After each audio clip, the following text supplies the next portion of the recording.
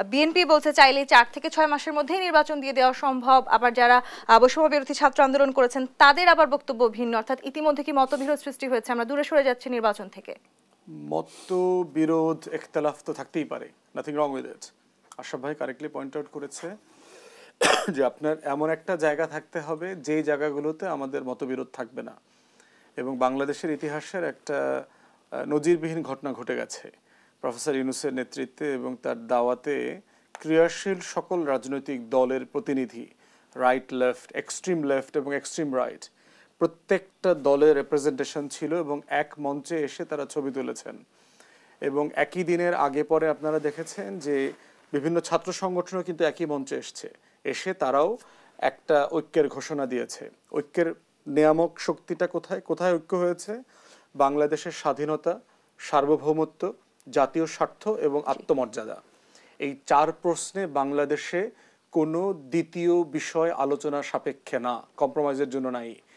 বাকি সব প্রশ্নে আলোচনা হবে, সংস্কার কবে হবে, নির্বাচন কবে হবে, ৬ মাস পরে হবে, ২ বছর পরে হবে, এগুলো নিয়ে রাজনৈতিক দল আমরা সবসময় কথা বলবো এবং these are all open for debates, সবসময় চলবে, এটা সো ইন পারপেচুইটি। তো সেই জায়গাতে এই ঐতিহাসিক ঘটনাটা যেটা হয়েছে না, ভারত যে এই যে বলছে না তার লোক পাঠিয়েছে, তার আমলাকে পাঠিয়েছে বাংলাদেশে, এই ঘটনার প্রেক্ষিতে সে বাধ্য হয়েছে।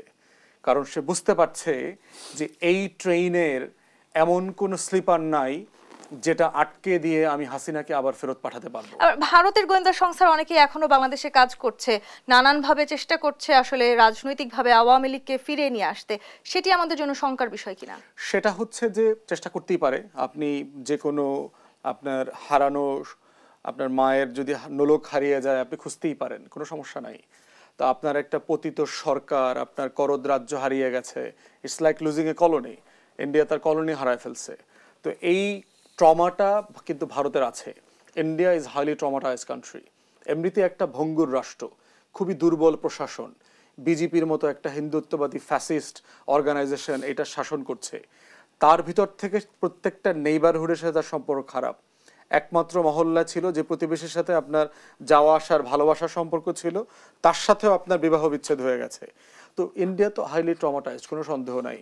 এই জন্য যেটা হয়েছে যে আপনার এইবারের মতো যে অঙ্গভঙ্গি দেখলাম, বাংলাদেশ যথেষ্ট টাফ সিচুয়েশনে নেগোশিয়েট করেছে এবং কথা বলেছে। এখানে একটু ছোট করে একটু জানতে চাই ব্যারিস্টার ফুয়াদ, তার মানে আসলে আমরা দেখেছি বিগত প্রায় বেশিরভাগ নির্বাচনে, বাংলাদেশের নির্বাচনে ভারতের এক ধরনের প্রভাব বিস্তার হতো।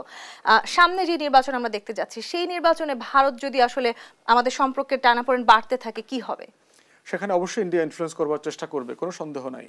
প্রশ্ন হচ্ছে যে সেই জায়গাতেই জাতীয় ঐক্যের প্রশ্ন এবং আওয়ামী লীগ বা ভারতীয় বিশুদ্ধ রাজনৈতিক দল, জাতীয় পার্টি এবং ১৪ দল, এই টোটাল যে ভারতীয় যারা লেসপেন্সার রাজনৈতিক দল আছে তাদের ব্যাপারে কোন ঐক্যের ভিত্তিতে আমরা সিদ্ধান্তে আসি, এইটা হচ্ছে একটা জরুরি বিষয়।